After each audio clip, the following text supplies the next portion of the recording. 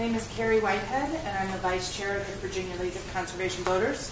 I'm here on my own behalf tonight and also as a resident of Fredericksburg, Virginia, and as part of the 9th generation of my family to grow up in rural Nelson County, Virginia, which is currently threatened by an unnecessary pipeline. I'm not an expert on EPA's final Clean Power Plan rule. I don't think most of us here tonight are.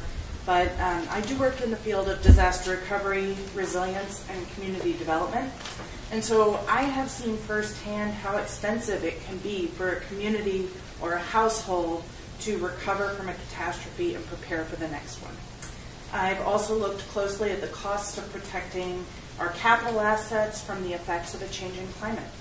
I agree that significant reductions in carbon dioxide emissions are necessary and important, and they have to happen quickly to address the adverse impacts of climate change, especially including threats to our economy, our social stability, our housing, our infrastructure, our national security, and our food supply.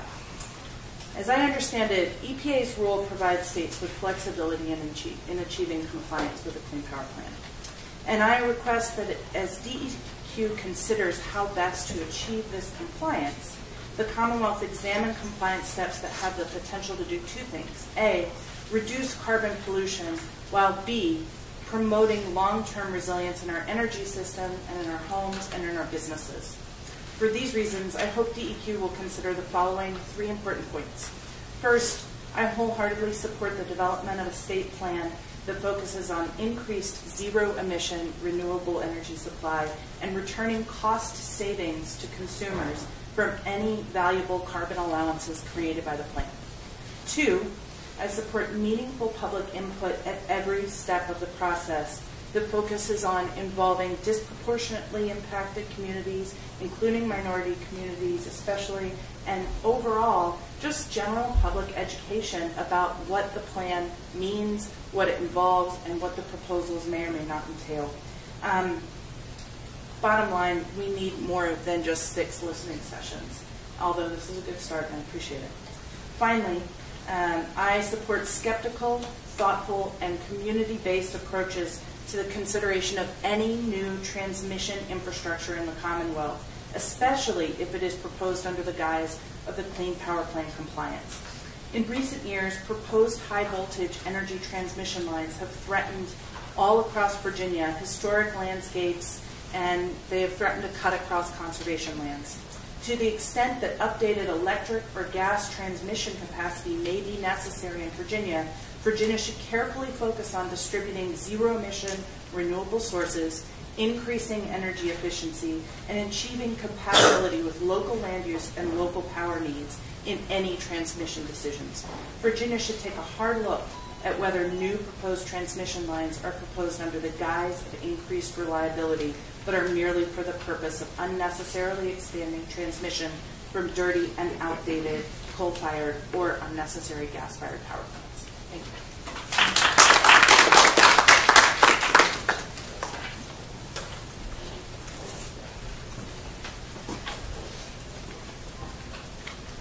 John Baker.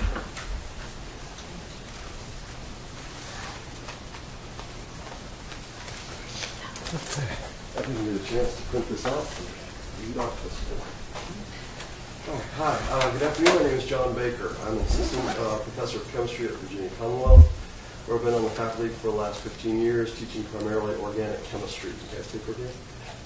Don't blame me.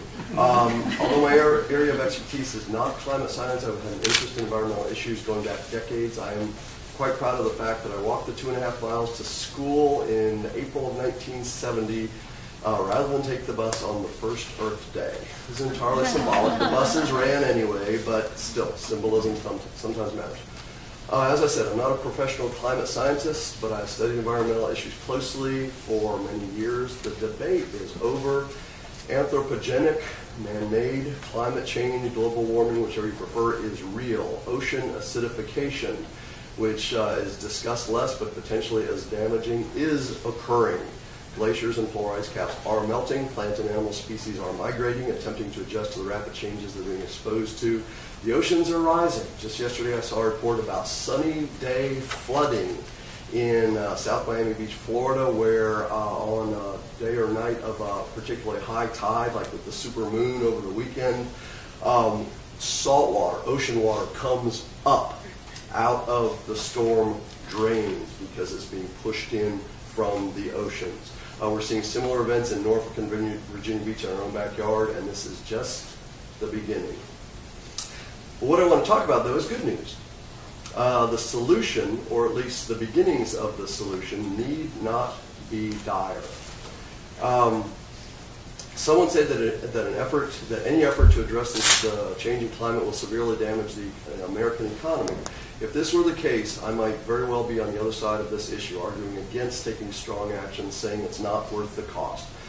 My father was a West Point graduate who served for 30 years. I grew up at places like the Air Force Academy in an extremely patriotic environment. I've maintained the love of my country to this day and always will. For 10 years, I had the license plate Buy American on my car, since I think it's vital to support our manufacturing base and along with it, the economic vitality of the country. Addressing climate change does not threaten that vitality. On the contrary, solar panels. Let me give just a couple of examples very quickly. I know the time is short, but two examples of the way that the solutions that are at hand and available. I knew they were expensive, but I wanted them on my house for years, but I put off considering them because of the price. I counted instead on conservation measures like I used a wood stove, drying clothes on the line, using compact fluorescent light bulbs years and years ago. About 5 years ago, I got my first contractor to come out and give me an estimate, and he said it would cost about $25,000 for a 4-kilowatt system on my roof. Too much at the time. A couple of years later, someone else came and gave a quote of about $22,000. Getting better, but so I always thought that $20,000 is what I had to have to put the size of system on my roof that I wanted. Last summer, 2014, there was, oh, is that my time? They're now $15,000 and falling. And last thing I'll say is, I'll say this with love, the Toyota Prius is a gas guzzler. I drive a Chevy Volt. I haven't used a drop of gas today driving the 26 miles. Look into electric cars. They really are. I know it doesn't help as far as using less electricity from Dominion. I use more. I'm their customer. However, they're super efficient. No gas. All right. Thank you.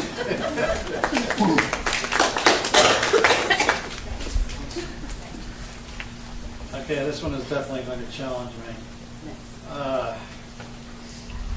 Morris Stella? Marie Stella.